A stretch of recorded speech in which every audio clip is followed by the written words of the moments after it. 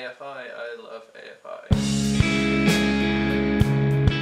Hi everyone, it's Davey from EndlesslyHeSaid. Today I'm making a video about AFI and my AFI records. I've got a lot to go through, so this is going to be separated into different parts. But this is part 1 of my AFI records. I hope you enjoy it. The first record that I have is called Behind the Times. Behind the Times came out in 1993. This record was AFI's second release, but their first full release. This is a super old original copy that I'm really glad to have. This record contains 6 tracks. They're short, sharp, really angry, excited punk rock. Who Said You Could Touch Me, Rolling Balls, High School Football Hero, Rizzo in the Box, Cereal Wars, and Born in the US of A. This was released on Key Lime Pie Records. This is perhaps one of AFI's first labels, and it's really exciting. I should add at this point, I'm missing the first AFI record, which I know comes kind of expensive for collectors, and that's the Dork EP. It's right up there. It's got Adam Carson's face on it. I spoke about it in my birthday video, which I'll link below as well, but if you guys want to buy me that, that'd be great. So that's Behind the Times EP. Behind the Times is a really fast, in-your-face sound for AFI, and it has 2 original members in there, Davey Havok and Adam Carson. So the next record is Eddie's Picnic's All Wet. This is a really old release as well. This is a live record. This came out in 1993 too, hand-numbered, and it's Key Lime Pie Records EP3. This one comes to me on pink vinyl. I want to get the story right. This is supposedly one of AFI's last shows. They had broken up, or were about to break up, but then the response to this record and having it released made them get back together. And they were originally only a high school band. This has songs from all their releases up till this point, so it has songs from Behind the Times, and it has songs from Dork, and it has got original songs on there. Love Is a Many Splendid Thing also appeared on this release. This is Berkeley, not West Bay. Now, like a few AFI records, I've got different versions of this.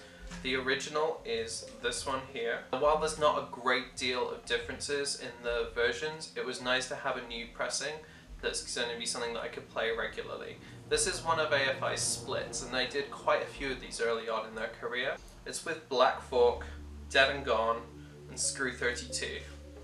Screw 32 on this are probably the most renowned band that have gone on since AFI, but obviously AFI have reached a status that's no longer DIY punk anymore.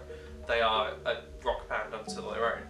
The main buzz for having this re-release as well is it comes on white vinyl, except as opposed to the black vinyl this was originally released on, and a lot of original members or people that were involved in the band early on in the last year or so have been really heavily involved in reissuing and making sure that these records come out so we can have them. If you're a collector like me and you haven't got your hands on them, it's really nice to have those kind of reissued records going on with AFI. So the last 7-inch for this point is the Heckle Split.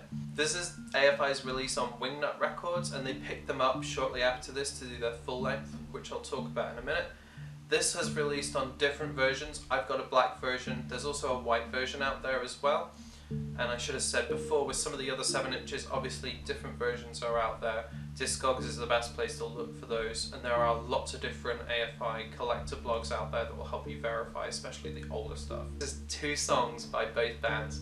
AFI play Aspirin Free and Advances in Modern Technology. The record itself is obviously very different. This has got different members in there. This is a really old record, an original one.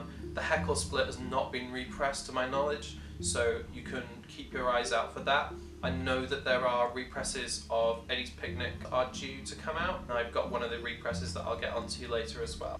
This brings us on to our first full-length album. So this is Answer That and Stay Fashionable.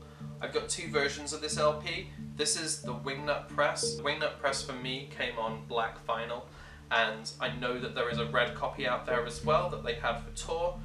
Wingnut Records released that Heckle Split. This has got different tracks to the new version that was put out by Nitro Records, but the original one sounds just great. I think this is kind of a defined lineup for AFI until they do have their members changed, but this is going to be their lineup for the first 2 albums and the things that happen in between that. The main difference in the Nitro version and the Wingnut version is Open Your Eyes. You couldn't get a lot of these extra tracks on CD at all. It was great at the time for people that were going to buy the LP, where maybe that was more of an accepted form of music in 1994, but when you were picking things up and there were extra tracks for you on the LP, that was really, really cool. And that was something that Nitro Records continued to do when they were releasing AFI's music, and it was really nice to have those extra tracks that would only appear on vinyl that you wouldn't be able to get onto CD as people grow more and more into the format. Obviously in the 90s CDs were bought everywhere, but vinyl maybe not so much, but it was still a very available format. So this is one of the AFI records that I have completely, including a test press. I'm really, really stoked to have all of this, but the record is Fly in the Ointment. Fly in the Ointment's also been re-released. One of the really cool things about collecting AFI records in the last 2 years has been actually being in contact with original band members and being able to almost raid their collections and open it up to the general public. Fly in the Ointment comes on several different colours. This is the original black version here. This is also released on yellow vinyl. My copy's a little bit more beat up than others. Famously, this was released on glow-in-the-dark vinyl. These are all original copies, and this is out on Wedge Records, and obviously they were releasing their first LP. This came out around the time of the first LP being released. This is the test press that I have. This is from Jeff Crease, and this comes with sort of very special extras. So it comes with the original flyer from the record release party, and it also comes with an original ticket from that event as well, and a sticker that's really old. This is a really old historic sticker that's been repressed a bunch of times. To my knowledge, there's only 10 test presses in the world, and I know that Jeff Crease had a couple of them, so this was for me in a competition. Without labouring the point on this 1 7-inch, there's also the new version here, and this has got the 3D print and the 3D glasses. This comes with lots of different pins that you could collect when you pre-ordered it, and when you had different versions sent out to you as well. I know this has been redone in different colours. They did an orange version for Halloween, and they've done and recently done a new splatter pressing. This is the first reissue that comes on red and blue vinyl, so it's almost like a 3D vinyl colour. This is an in-between 7-inch, and this has a cover song on it called Values Here. This is originally by the band Dag Nasty, and it's a split with the band Swingin' Utters. Swingin' Utters obviously are still an almost active punk rock band that are famously on Fat Records. This comes out on Sessions Records, and it was later reissued. This is the original version for me. It's called Bombing the Bay. These are both bands from the East Bay. Really simple looking 7-inch. There's one more 7-inch that appears before LP number 2, and that's this. This is the Bacteria Sour, which is part of the Pusshead series of 7-inches. So famously you'll recognise the Pusshead artwork from bands like Metallica and the Misfits, to name a couple. This is the black version, and it comes with some really cool inserts. It's got the stickers. This all came out around a similar time to the next LP I'm about to talk about.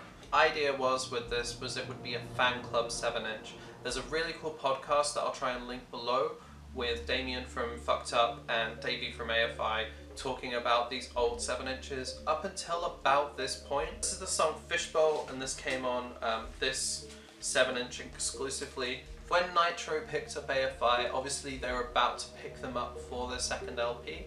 They re-released Answer That and Stay Fashionable ahead of this, and then they brought out their second LP. So the second LP is this. This is Very Proud of Ya.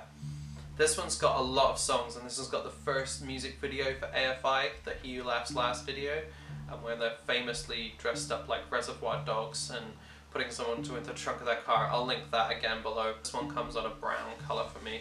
I like how this really fits in with the record sleeve. It's got a nice colour that matches it. Up until this point, AFI for a lot of people are a perfect punk rock band. They've got this hardcore element in there, and they would be going out on the road with bands like Sick of It All, bands like Rancid at the time. They went on the And Out Come the Wolves record release tour with this LP. Hardcore in places, but mostly it's punk rock, and that's what Nitro really, really loved about them. The next point is where I've got an entry point into AFI for myself. So I'm going to continue that over and we'll take a look at the next LP.